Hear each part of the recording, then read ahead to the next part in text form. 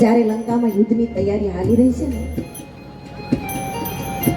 અને એ વખતે દશાનંદ રાવણે મંત્રીઓને એમ કહેલું કે મને રામની સેનામાં કોઈનો ડર નથી, પણ પેલા હનુમાનથી થોડું ચેતતું રહેવું પડશે એવું મને લાગે છે. અને ત્યારે મંત્રીઓ એમ કહ્યું કે મહારાજ, હનુમાન કરતા તો અતિ બલવાન પેલો અંગદ, સુગ્રીવ, એ બધા અતિ બલવાન છે. જાંબુવાન કેટલા બલવાન છે. જાંબુવાન જ્યારે વામન ભગવાન વિરાટ થયા ને એ વખતે આ જાંબુવાને વિરાટ સ્વરૂપની 7 પ્રદક્ષિણા કરેલી. એ જાંબુવાન રામાવતાર મારે છે. આટલા બધા બલવાન છે તો એનો ડર તમને નથી, અને હનુમાનથી એકથી કેમ તમે ડરો છો? અને ત્યારે દશાનંદ રાવણે કહેલું કે હનુમાન બલવાન તો છે ને, એની સાથે સાથે શીલવાન છે ને, એના બલ કરતા એનો શીલનો મને વધારે ડર છે. શીલવાન હોય વિદ્યાર્થી. વિદ્યા વિનય નિપુણ ગુણશીલા, નિપુણ ગુણશીલા, ખેલ હી કે લૈસે કલ નૃપલીલા. વિદ્યા વિનય નિપુણ ગુણશીલા, નિપુણ ગુણશીલા, ખેલ હી કે લૈસે કલ નૃપલીલા. ગુરુ ગ્રહ ગયો, ગુરુ ગ્રહ ગયો, ગુરુ ગ્રહ ગયો. ચારે ભાઈઓએ વિદ્યાભ્યાસ પૂર્ણ કર્યો, અવધમાં આવ્યા. ધીમે ધીમે સમય વીતવા લાગ્યો. આ બાજુ વિશ્વામિત્ર મહારાજ પોતાની કુટિયામાં બેઠા છે આશ્રમમાં. ધ્યાન દ્વારા જોયું તો પરબ્રહ્મ પરમાત્માનો અવતાર થઈ ચૂક્યો છે. વિશ્વામિત્રએ વિચાર કર્યો કે એ બ્રહ્મને મારી કુટિયામાં પધરાવો અને મારા જીવનરૂપી યજ્ઞને સફળ કરો. અસુરો રાક્ષસો યજ્ઞ યાગાદી ક્રિયાઓ કરવા નથી દેતા. વિશ્વામિત્ર મહારાજ અવધમાં આવ્યા છે. દશરથ મહારાજ સ્વાગત પૂજન અર્ચન કરે, આવવાનું કારણ પૂછે. ત્યારે વિશ્વામિત્રજી કહે છે કે રાજન, અસુરોનો બહુ સંતાપ છે, યજ્ઞો કરવા દેતા નથી, વિધ્વંસ કરે છે, તો યાચના કરવા માટે આવ્યો છું. અવધ નરેશ કહે છે કે માંગેલું શું જોઈએ તમારે? ત્યારે કહ્યું કે રામ લક્ષ્મણને આપો. ત્યાં તો દશરથ મહારાજ પકડાઈ ગયા. અરે મહાત્મા, તમે શું વાત કરો છો? ક્યાં મોટા મોટા રાક્ષસોને, આ તો હજી મારા પુત્રો નાના છે. કહેતા હો તો હું આવું, કહેતા હો તો મારો સૈન્ય મોકલો. પણ તરત જ વિશ્વામિત્રને હજી દશરથ મહારાજ આમ જવાબ આપે ત્યાં વશિષ્ઠ મહારાજ હાથ પકડે છે દશરથનો. રાજન, રામ લક્ષ્મણ વિશ્વામિત્રના હાથમાં સોંપી દો. પછી કંઈ જ નથી બોલ્યા. સીધા જ રામ લક્ષ્મણને સોંપી દીધા. ત્રણેય માતાઓને, પિતાશ્રીને, ગુરુદેવને વંદન કરી રામ લક્ષ્મણ વિશ્વામિત્રની સાથે વન તરફ પ્રયાણ કરે છે. ઘોર જંગલ આવ્યું. રસ્તામાં તાડિકા. વિશ્વામિત્રજી કહે છે કે રાઘવ, તાડિકાનો નાશ કરો. કહે છે કે ગુરુદેવ, આ તો એક સ્ત્રી. ત્યારે ગુરુદેવ કહે છે કે ભલે સ્ત્રી છે પણ સર્વ અનિષ્ટોનું મૂળ છે. ગુરુજીની આજ્ઞાથી ભગવાન રામચંદ્રજીએ તાડિકાનો નાશ કર્યો, એનો ઉદ્ધાર કર્યો. વિશ્વામિત્ર મહારાજ અતિ પ્રસન્ન થયા. બલા અને અતિ બલા નામની વિદ્યા આપી છે કે જેના થકી દિવસો સુધી ભૂખ અને તરસ ના લાગે. વિશ્વામિત્રને તો ખબર છે આગે શું થવાનું છે. ત્યાંથી આગે પ્રયાણ કર્યા, આશ્રમમાં આવ્યા, રાત્રિ મુકામ કર્યો, વિશ્રામ કર્યો, સવાર થયું. રામ લક્ષ્મણ કહે છે કે ગુરુદેવ આપ યજ્ઞનો પ્રારંભ કરો, અમે યજ્ઞની રક્ષા કરશું. જેવો યજ્ઞનો પ્રારંભ થયો, આહુતિઓ અપાવા લાગી અને યજ્ઞનો ધૂપ જ્યાં આકાશમાં ગયો ત્યાં તો રાક્ષસો આવ્યા છે. સુબાહુ અને મારી 60 કરોડનું સૈન્ય લઈને આવ્યા છે. આટલા રાક્ષસોને લઈને આવ્યા છે. ભગવાન રામજીએ સુબાહુને એક તીર માર્યું, બાળીને ભસ્મ કર્યો. પણ મારીચની હજી આ લીલામાં જરૂર છે ને, ભગવાન જે નાટક રમવા આવ્યા છે પૃથ્વી લોક ઉપર, એમાં મારીચની જરૂર છે. એટલે એને માર્યો નહીં, પણ માત્ર ખણા વગરનું બાણ માર્યું અને 100 જોજન દૂર સમુદ્રને કિનારે ફેંકી દીધો. ને ત્યારથી મારીચે સંન્યાસ ધારણ કરી લીધેલો. અને પેલા 60,000 ને લઈને આવ્યા હતા ને, 60 કરોડ ને, એને તો લક્ષ્મણ ભૈયાઈ એક લાવી, એક તીર વડે એને બાળીને ભસ્મ કર્યા અને બીજું તીર વાયુવાસ્ત્ર છોડ્યું અને વાયુવાસ્ત્ર છોડી અને જે ભસ્મ ભેગી થયેલી ને બધી ભસ્મને ગંગાજીમાં પધરાવી, બધાનો ઉદ્ધાર થયો છે. વિશ્વામિત્રજીનો યજ્ઞ પૂર્ણ થયો. ત્યાં જનકપુરીથી કુમકુમ પત્રિકા આવી. વિશ્વામિત્ર મહારાજ કહે છે કે રાઘવ, એક યજ્ઞ તો આપે પૂર્ણ કર્યો, પણ જનક રાજા મિથિલા નગરીમાં એક ધનુષ યજ્ઞ કરી રહ્યા છે, તો બીજો યજ્ઞ પણ આપ પૂર્ણ કરો. રામ લક્ષ્મણ અને વિશ્વામિત્રજી આગે પ્રયાણ કરે. રસ્તામાં એક નીરવ શાંતિ આશ્રમ, કે જે પથ્થરવત અહલ્યા માતા પથ્થર બન્યા નતા, પણ જેને જેના પતિ દેવે ત્યાગ કર્યો પછી આજુબાજુના બધા જ લોકોએ એનો ત્યાગ કરી દીધેલો. આજુબાજુમાં આશ્રમો હતા ને, એ બધા જ એને છોડીને ગયેલા. અને માણસના જીવનમાં ક્યારેક એવી ઘટનાઓ બનતી હોય ને કે માણસ પથ્થરવત બની જાય. વિશ્વામિત્ર મહારાજ ભગવાન રામજીને કહે છે કે રાઘવ, આપ અહલ્યાને ચૈતન્ય આપો. અને જ્યારે મહાપુરુષો, મોટા માણસો એનો સ્વીકાર કરે ને પછી આખું જગત એને સ્વીકારવા લાગે. ભગવાન રામજીએ અહલ્યા માતાનો ઉદ્ધાર કર્યો, માતામાં ચૈતન્ય આવ્યું, એ કથા. ત્યારબાદ ગંગાજીમાં સ્નાન કર્યું, એ કથા. ત્યાંથી આગે પ્રયાણ કરે છે, મિથિલામાં આવે છે.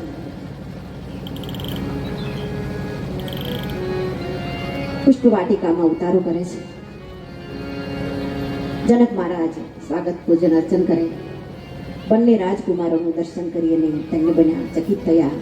પરિચય પૂછે અને વિશ્વામિત્ર મહારાજ પરિચય આપે. એ કથા. ધનુષ્ય યજ્ઞ જનક મહારાજની પ્રતિજ્ઞા હતી. અને આ પ્રતિજ્ઞા પણ શા માટે કરેલી કે ભગવાન શિવજીનું પિનાક ધનુષ પરશુરામજી, એ પરશુરામજી આ જનકપુરીમાં મૂકી ગયેલા. અને જનક મહારાજ જે સેવા પૂજા કરે છે ને, ત્રીજી પેઢી છે. એ જ્યારે પરશુરામજી નક્ષત્રી કરવા માટે નીકળેલા, કે જે અધર્મી રાજાઓ હતા એનો નાશ કરેલો, અને એ પિનાક ધનુષ જનક મહારાજ દરરોજ એનું પૂજન અર્ચન કરે છે. પણ આજુબાજુમાં જનક મહારાજે આદેશ આપેલો કે દરરોજ હું પૂજા અર્ચના કરવા આવું ને એના પહેલા ગાયના ગોબરથી લિંપન કરવાનું. પણ એક દિવસ બનેલું એવું કે ધનુષના નીચે પણ લિંપન થયેલું છે. જનક મહારાજ આવ્યા છે પૂજા અર્ચના કરવા માટે, જોયું તો ધનુષના નીચે અર્ચન આ કોણે કર્યું? લિંપન. વિચાર કરે છે, દાસ દાસીઓને પૂછું કે તમે કર્યું તો કે ના, અમે તો કેમ કરીએ, અમારાથી તો કેમ ઉચકાય. ત્યાં તો જાનકી દોડતા દોડતા આવ્યા છે. જનક મહારાજ પૂછે કે બેટા વૈદેહી, આ લિંપન કોને કર્યું તને ખબર છે? તો પિતાશ્રી મેં કર્યું. અરે પણ કેમ કર્યું? આ શિવજીનું પિનાક ધનુષ છે, કોઈનાથી ઉચકાય નહીં, કેવી રીતે કર્યું? ત્યારે જાનકીજીએ પ્રેક્ટિકલી બતાવ્યું. એક હાથે ધનુષને ઉચકાવ્યું અને કહ્યું કે પિતાશ્રી, જો આવી રીતે મેં ઉચક્યું ને આવી રીતે મેં લિંપન કર્યું. જનક મહારાજ પામી ગયા. કે આદ્ય શક્તિનો જન્મ થઈ જ ગયો છે, તો પછી બ્રહ્મનો પણ અવતાર થઈ જ ચૂક્યો હોય, તો બ્રહ્મને શોધવા ગયા અને શોધવા માટે આ ધનુષ્ય કે કોઈ સામાન્ય માનવી હશે એનાથી આ ધનુષ નહીં ઉચકાય, ખુદ પરબ્રહ્મ પરમાત્મા હશે એનાથી જ આ પિનાક ધનુષ ઉચકાશે. અને એટલા માટે આ ધનુષ યજ્ઞનું આયોજન થયું છે. મોટા મોટા રાજાઓ મહારાજાઓ દેશાવરથી આવ્યા છે. એક રાત્રિ મુકામ સવાર પડ્યું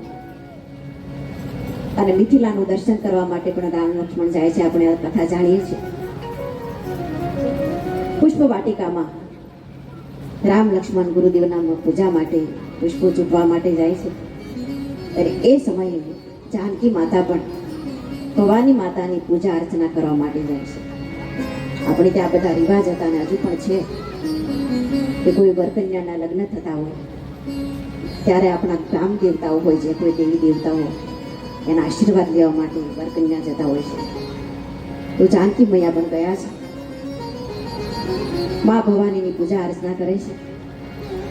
જય જય ગિરિવર રાજ કિશોરી, જય જય ગિરિવર રાજ કિશોરી,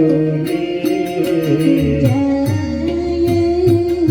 મહેશ મુખ ચંદ્ર ચકોરી, મહેશ મુખ ચંદ્ર ચકોરી. મા ભવાનીની પૂજા અર્ચના કરી. ત્યાં તો એક સખી દોડતી દોડતી આવી. એ પાછળ રહી ગયેલી અને એને રામ લક્ષ્મણના દર્શન કર્યા. અને એને મિથિલા દર્શન કરવા ગયેલા રામ લક્ષ્મણ ત્યારે પણ દર્શન કરેલા. સીતા મૈયા પાસે દોડતી દોડતી આવી કે જાનકી જાનકી ચાલ મારી સાથે જલ્દી, બે રાજકુમારો આવ્યા છે તારે દર્શન કરવા હોય તો. જાનકી મૈયા આવ્યા છે, આગળ પેલી સખી, પાછળ જાનકી મૈયા. ભગવાન રામચંદ્રજી પુષ્પ વાટિકામાં પુષ્પ ચૂંટી રહ્યા છે. પેલી સખી એક બાજુ હટી ગઈ, કહ્યું કે જાનકી જો પેલા રાજકુમાર, આ ગુરુદેવનું કામ છે, બ્રહ્મની સાથે ભેટો કરાવી દે સાધકનો ને પછી હટી જાય રસ્તામાં.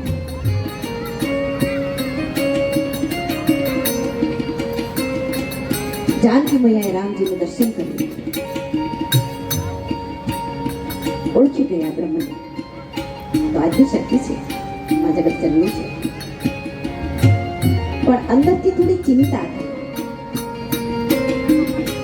કે જેને પુષ્પો ચૂડતા પણ જો કપાળ ઉપર પ્રસ્વેદ થતો હોય,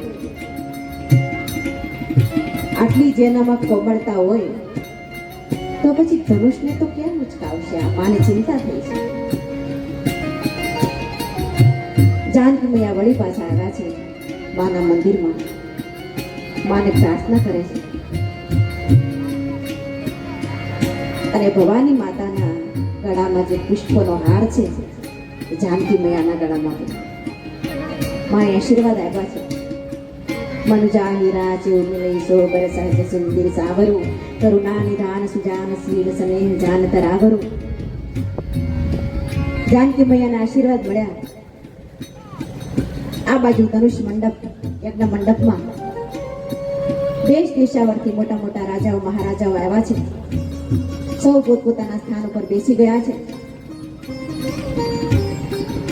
જનક મહારાજના કુલગુરુ શતાનંદજી, એ શતાનંદજી વિશ્વામિત્ર મહારાજ અને રામ લક્ષ્મણને તેડીને એને પણ મંડપમાં પધરાવે છે. યજ્ઞ મંડપમાં સુંદર મજાના સિંહાસન ઉપર વિરાજિત થાય છે. જનક મહારાજ પણ પધારી ગયા.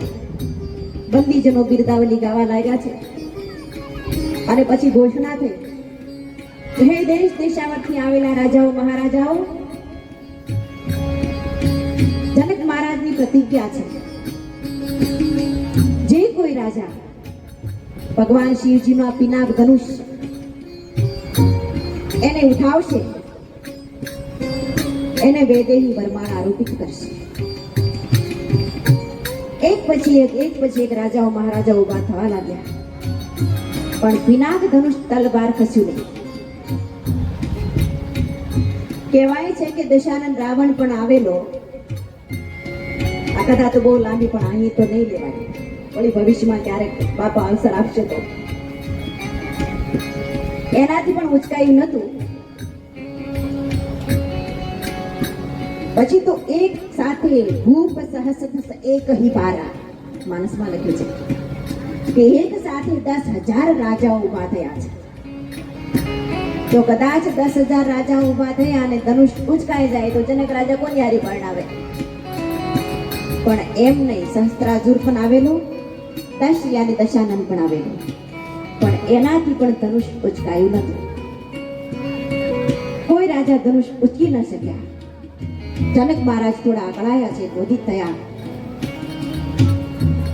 કે મને તો એવું લાગે છે કે આ સભા વીર વિહીન થઈ લાગે છે. આ તરફથી કોઈ શૂરવીર બચો જ નથી. હવે આ કેમ સહન થાય? લક્ષ્મણ ભૈયાથી જે શેષાવતાર છે ઊભા થઈ આવો, અને જેવા લક્ષ્મણ ભૈયા ઊભા થયા ને ધરતી ડગમગવા લાગી, 10 દિગપાલો ડોગરવા લાગ્યા. આ તો શેષાવતાર કે જેની ફેણ ઉપર ધરતી છે, કહે છે કે જનક મહારાજ, જે સભામાં રઘુવંશ હોય, રઘુકુલ હોય, મારા મોટા ભાઈ રામ હોય, અને એ સભામાં તમે એમ કહો કે વીર વિહીન થાય છે? અરે મારા રામજીનો આદેશ થાય ને તો ધનુષને તો ફૂલના દાડાની જે મુશ્કેલ ટુકડા કરી નાખે. અતિ ક્રોધિત થયા છે આજે લક્ષ્મણ ભૈયા. પણ ભગવાન રામજીએ હાથ દબાવીને બિહાડી દીધા.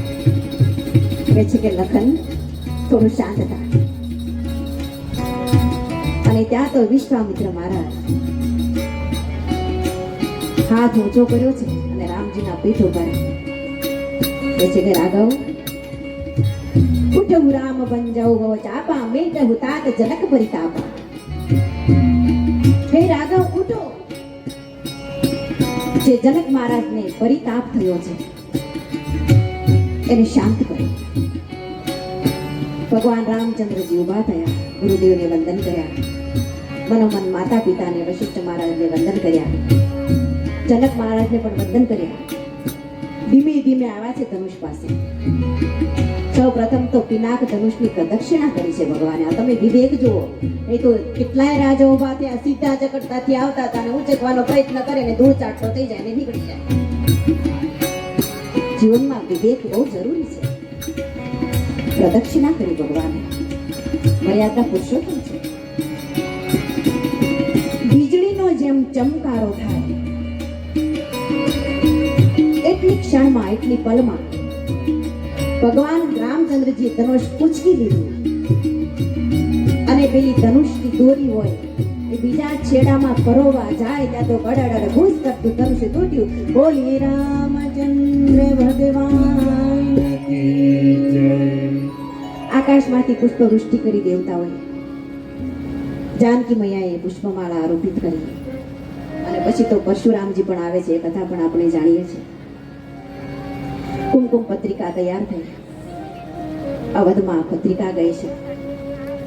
દશરથ મહારાજ જાડી જાન લઈને જનકપુરીમાં આવે છે. ધામધૂમથી સીતારામજીના લગ્ન થાય છે. અને પછી તો કહેવાય છે કે જનક મહારાજની બીજી પુત્રી ઉર્મિલાનું લગ્ન લક્ષ્મણ ભૈયાની સાથે થયું. અને જનક રાજાના નાના ભાઈ કુશધ્વજ, એને પણ 2 પુત્રીઓ છે, માંડવી અને શ્રુતિકીર્તિ. તો માંડવીનું લગ્ન ભરત ભૈયાની સાથે થયું, અને શ્રુતિકીર્તિનું લગ્ન શત્રુઘ્ન ભૈયાની સાથે થયું. અને સંતો તો એવો વિનોદ કરતા હોય કે પછી તો મિથિલાની બધી કન્યાઓ અને અવધના બધા કુમારો સમૂહ લગ્નોત્સવ પ્રથમવાર ત્યાં થયો. અને લગ્નોત્સવ થાય પછી જમણવાર થાય, ભોજન સમારોહ. શિવજીના લગ્ન થયા ને ત્યારે લગ્નોત્સવ થયો ને એના પહેલા જમણવાર થઈ ગયેલો. શું કામ? હિમાલય મહારાજને ખબર છે કે જો પહેલા જમણવાર નહીં કરું તો પેલા ભૂતડાઓ આવ્યા છે ને આ બધાને ખાઈ જાય છે, એટલે ભોજન સમારંભ પહેલા થયો છે અને પછી લગ્નોત્સવ થયો છે. પણ સીતારામજીના લગ્નમાં પહેલા તો લગ્નોત્સવ થઈ ગયો અને પછી ભોજન સમારંભ થયો છે. હવે ભોજન સમારંભ બધા જ જાનડીઓ જાનૈયાઓ જમી રહ્યા છે, બધા સામ સામે ગીતો ગાતા હોય ને બેનો, એકબીજાને વ્યંગ, આપણે એને શું કહીએ ફટાણા, એકબીજાના વેવાઈને એને સંબોધીને ગાતા હોય. હવે જનકપુરીની જ મહિલાઓ એટલી બધી ભાવ વિભોર થઈ ગઈ કે એને એ ખબર ન રહી કે જનક મહારાજ જે દશરથ મહારાજની જગ્યાએ જનક મહારાજનું નામ લઈને ગાવા લાગી. 2-5 વખત સામે જોયું ને જનક રાજાએ ત્યારે પેલાને બત્તી થઈ કે અમે તો કોને ગાઈએ છીએ આ બધા લગ્ન ગીતો. હવે તો આ બધું ગયું, બધું જ આ લોકો સંભાળી લે. એક બાજુ લગ્ન ગીતોનું એક સ્ટેજ હોય એ ત્યાં એ બધું થતું હોય, આ બાજુ વિધિ થતી હોય, ભોજન સમારંભ પણ એક બાજુ થતો હોય. પહેલા તો વડીલો બ્રાહ્મણો અગ્નિની સાક્ષી ફેરા ભરાતા અને હવે તો એકલા પેલા 1-2 બેનપણીઓ હોય, પછી અણવર હોય, એક ભૂદેવ હોય અને ભૂદેવને જલ્દી પતાવજો દાદા, જલ્દી પતાવી દેજો, ઉતાવળ બહુ છે, વિડીયો ઉતારવાની, ફોટા પાડવાની. ગોર બાપા મને હું વાંધો, જલ્દી પતાવી દઉં, એટલે પણ જલ્દી પતાવી દે. પણ પહેલા તો સમય પ્રમાણેના લગ્ન ગીતો હતા. ગામમાં લગ્નોત્સવ હોય ને તો મહિના અગાઉ આખું ગામ તૈયારી કરતું હોય. પેલા પાપડ વણાતા હોય ને, દળના દળાતા હોય ને, દળના કરાતા હોય ને, આ બધું થતું. એક ઘરમાં લગ્ન હોય તો આખા ગામને એમ થાય કે અમારા ઘરમાં જ લગ્ન છે. હવે તો માત્ર 5 મિનિટ પહેલા જે વરકન્યાના મા બાપ હોય ને મોઢું દેખાડવા જવાનું હોય એટલો સમય માત્ર આપણી પાસે હોય. બસ એ જોઈ લે એમ આવી ગયા એટલે પતી. પણ એ વખતે તો સમય પ્રમાણેના સવારમાં ઉઠીને પ્રભાતિયા ગવાતા હોય, આવા ઉત્સવો પણ થતા હોય ત્યાં પણ સવારમાં 4 વાગ્યામાં ઉઠીને બહેનો માતાઓ પ્રભાતિયા ગાય. પછી લગ્નોત્સવ હોય ત્યારે પણ સાંજના સમયે બહેનો ભેગી થાય અને પેલા ગણેશ માંડે. રેખાબેન આવડે ને? પરતમ ગણેશ બિહાડો રે મારા ગણેશ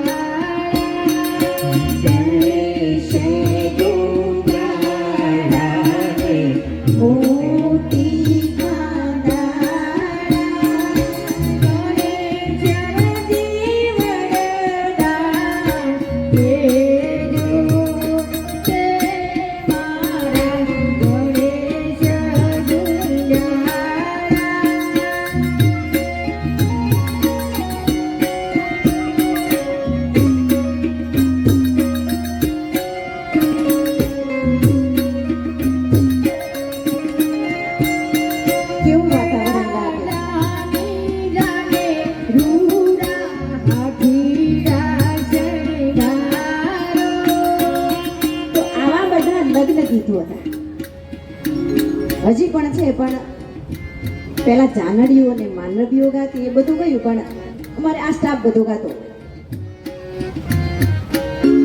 સમય પ્રમાણેના ગીતો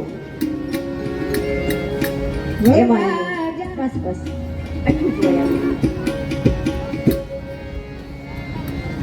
મેં તો પછી લાલાને હજી પધરાવવાનું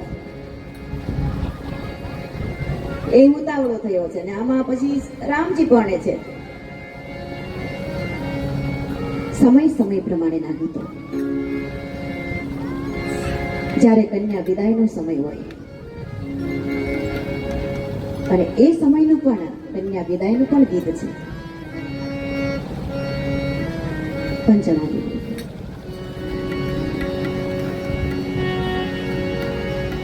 એક બાજુ જાનડીઓ બેઠી હોય, એક બાજુ માંડવીઓ બેઠી હોય,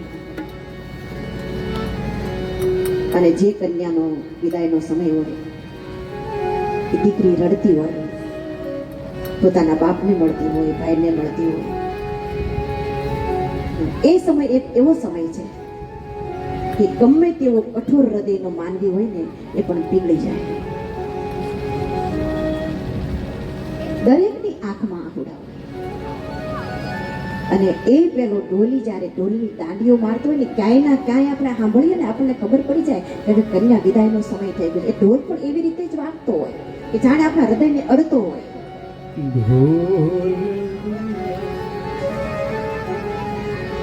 અડતો હોય આપણને.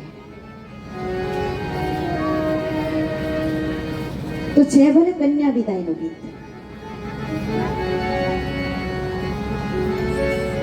પણ એને અધ્યાત્મ તરફ લઈ જઈએ તો આપણને એમ થાય કે કદાચ આપણી વિદાયનું પણ ગીત છે. અને એ ગીતમાં પેલી જાનડીઓ જે વહુલાડી છે એને સંબોધીને ગાતી હોય આ ગીત કે છે હે વહુલાડી, ઢોલીડા તો ઢબુક્યા લાડી, હાલું આપણે ઘેર રે. ચલો ઢોલીડા તો ઢબુક્યા લાડી,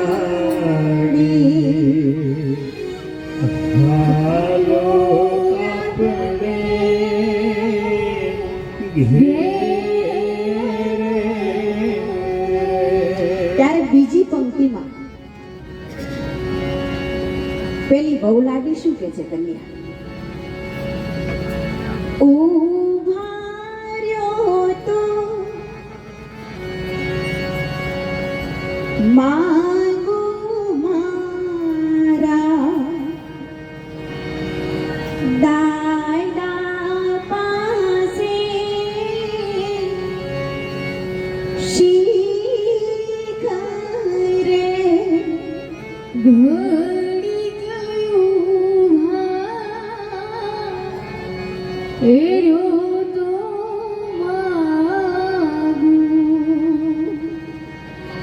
મારા દાદા પાસે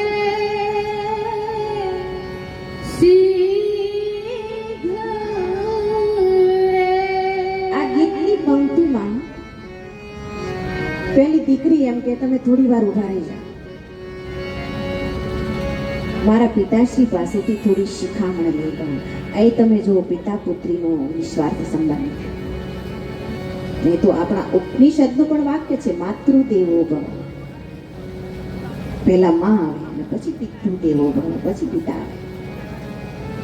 અહીં દીકરી એમ ના કહે કે મારી મા પાસેથી શિખામણ લઈ લઉં, મારા પિતાશ્રી પાસેથી થોડો બોધ લઈ લઉં. પિતા પુત્રનો સંબંધ એમાં થોડો સ્વાર્થ હોય, પણ પિતા પુત્રીનો સંબંધ છે નિસ્વાર્થ સંબંધ. અને એ પિતા જ્યારે પોતાની પુત્રીને વળાવે ને ત્યારે એ પિતાને એમ થાય કે હવે મારું જગતમાંથી બધું જ લૂંટાઈ ગયું. દીકરી છે ને એ બાપનું હાટ છે.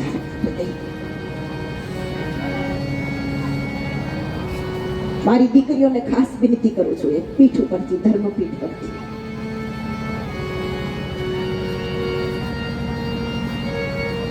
કે તમારા બાપને લાંછન લાગે ને એવું પગલું ક્યારેય નહીં કરશો, ક્યારેય નહીં કરશો. કે જે ઊંચું માથું કરીને હાલતો હોય એ બાપને ક્યારે નીચી મૂંડી ન કરવી પડે. ધ્યાન રાખજો દીકરીઓ, ધ્યાન રાખજો. હા, યુવાવસ્થામાં ન કરવાનું કરી બેસીએ છીએ, પણ પછી બહુ જ પસ્તાવાનો વારો આવે છે. અને પછી એવો સમય આવે છે કે એકે બાજુ ના રહેતા, પણ એ બાપની આબરૂ ગઈ તો ગઈ જ ને, પછી પાછી નથી આવવાની. માટે બહુ જ સાવધ રહેજો. તો આ દીકરી એમ કહે છે કે મારા પિતાશ્રી પાસેથી થોડી શિખામણ લઈ લો. પણ ત્યારે વળી પાછી ગીતની પંક્તિ એમ કહે છે, હવે શેની શીખરી લાડી, હવે કેવા બોધ રે. હવે શેની શીખ? 18, 20 કે 25 વર્ષની પિયરમાં થઈ ત્યારે તને શિખામણ લેવાનું યાદ ના આવ્યું? હવે તો ગાડામાં બેહી જા. તારા મા બાપે તારામાં સંસ્કારનું કેટલું દિવેલ નાખ્યું છે ને, હવે ત્યાં જઈને ખબર પડશે. તો છે કન્યા વિદાયનું ગીત. પણ આપણને એમ નથી લાગતું કે કદાચ આપણી પણ અંતિમ વિદાયનું ગીત હોય, કે જ્યારે અંત ઘડી નજીક હોય, કાયાના પાયા ડગમગવા લાગ્યા હોય, અને એ વખતે યમના દૂતો આવે અને પથારી પાસે ઊભા ઊભા આવીને કહેશે, શું કહેશે? ઢોલીડા તો ડબુક્યા જીવડા, હાલો આપણે દેશ રે. પણ ત્યારે પેલો જીવ ગભરાઈ જાય છે. ધ્રુજતો જવાબ આપે છે, શું કે છે? ઉભાર્યો તો માંગુ મારા ગુરુ પાસે શીખ રે. તમે થોડી વાર રોકાઈ જાઓ. હું 80 વર્ષનો થયો, હજી મેં કાંઈ નથી કર્યું. મારા ગુરુદેવ પાસે જરા મહામંત્ર ધારણ કરી લઉં, ગીતાજીના અધ્યાયનું પઠન કરી લઉં, 2-5 માળા કરી લઉં. ગભરાઈ જાય જીવ. પણ ત્યારે જમના દૂતો એમ કહે છે કે હવે શું કામ? હવે શેની શીખરી જીવડા, હવે કેવા બોધ રે. આ બધી તૈયારી કરવાનું તને પહેલા કઈ યાદ ના આવ્યું? હવે તો તૈયાર થઈ જા. તારા જીવનના લેખા જોખા તો હવે ઉપરવાળો કરશે. તો આ લાગે આપણને એકદમ સામાન્ય ગીત, પણ એની અંતર યાત્રા કરીએ તો આપણને કેટલું કહી જતા હોય. તો આજે જનકપુરીમાં જનક મહારાજ 4 પુત્રીઓનો વિદા કરે છે. સુનૈના દેવી 4 દીકરીઓને સંસ્કારનો કલ્યાવર આપે છે. આખી મિથિલા રડતા હૃદયે વૈદેહી, ઉર્મિલા, શુદ્ધકીર્તિ, માંડવી વિદા કરે છે. અવધ નરેશ ચાડી ચાંદ લઈ રસ્તામાં ઉતારા કરતા કરતા અવધમાં આવ્યા.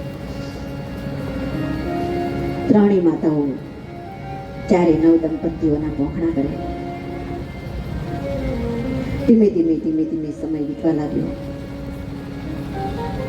એક દિવસ દશરથ મહારાજ સભા ભરીને બેઠા છે. પોતાના સ્વભાવ પ્રમાણે રાવ સુભાવ મુકુડ પર લીધા. હાથમાં અરીસો લીધો. અરીસામાં જોયું ત્યાં માથા ઉપરનો મુકુટ થોડો ત્રાસો, કાન ઉપરના વાળ સફેદ જોયા.